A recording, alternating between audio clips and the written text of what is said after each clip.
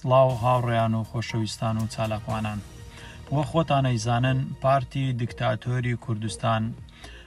پارەیەکی یەکجار زۆری هەیە و هەمووی ناردووە بۆ وڵاتە ئەوروپیەکان و وڵاتانی جیهان و بانقەکانی ئەوروپا وە لە وڵاتەکەی خۆشیدا هەموو پێشمەرگەکان و کەم ئەندامان و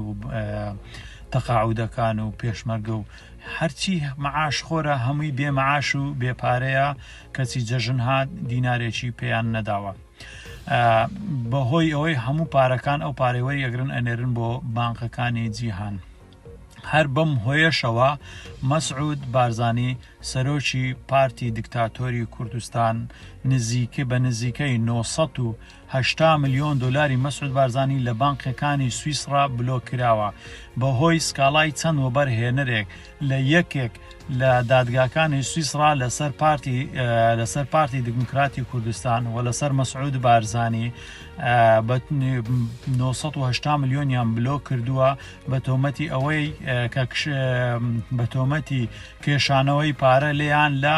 بواری وەبەرهێنان و وەبەرهێنانی نەوت و خانوبەرە و چەند پرۆژەیەکی دیکەش بۆیە 980 ملیۆن پاوان زیاتریش بگرا بلۆ کراوەی پارتی و بۆیە و هەر لە هەمان کاتیشە لەم چەند نزی لەم ماوەیە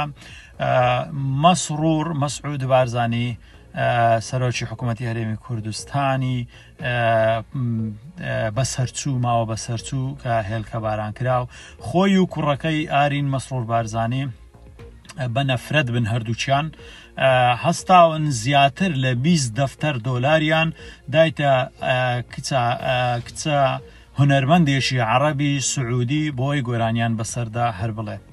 لە هەمان کاتدا کەچی لە وڵاتی خۆمان و لە هەرێمی کوردستان هەموو خەڵک بێپارەیە جەژن واهات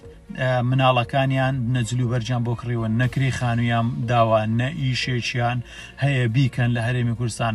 ناوی ناوە کابینەی چاکسازی بەڵام بەداخەوە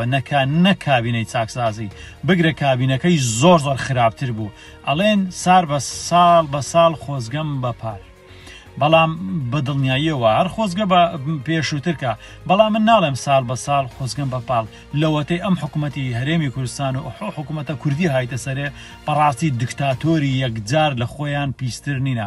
ئێمە هەستان دیکتاتۆرێک ویسمان ئینقلابمان کرد بۆی دیکتاتۆرێک لە ناوبەرین وەکو سەدام حوسێن بۆی کە کورد بێتە سەر حکم بەڵام کاتێک کورد هاتە سەر حکم بوو بە حکوومەت ئێمە ویسمان دیکتاتۆرێک لە ناو ببین ئێمە ویستمان ئینقلابمان کرد بۆی سەدام حوسێن لە ناو ببین وەکو دیکتاتۆرێکی ئەوەها گەورە بۆیە حەزمان کرد کورد بێتە سەر حکم بەڵام بەداخەوە کاتێک حکوومەتی هەرێمی کوردستان و پارتی و یەکێتی کوڕەکانی مەلا مچا وە لەگەڵ کوڕەکانی جەلال تاڵەبانی هاتنە سەر حکم بەڕاستی یعنی کوردستانیان کاوڵ کرد وامان لێ هاتووە بڵێن خۆزگەمان یعنی دڵنیاییەوە خۆزگەمان بە سەدام حوسێن کە چەندە خراپ بوو چەندە پیس بوو بۆ کورد اینجا خۆزگە بۆ بخوازین چونکە ئەو زۆر لەوانە باشترە لەو حکوومەتی لە پارتی و ئەوانە زۆر باشترە کە حکوومەتی عێراقیش کە یەک ئەوانیش یەک لەیەکی پیستر و خراپتر و دیکتاتۆرترن هەمویان بەداخەوە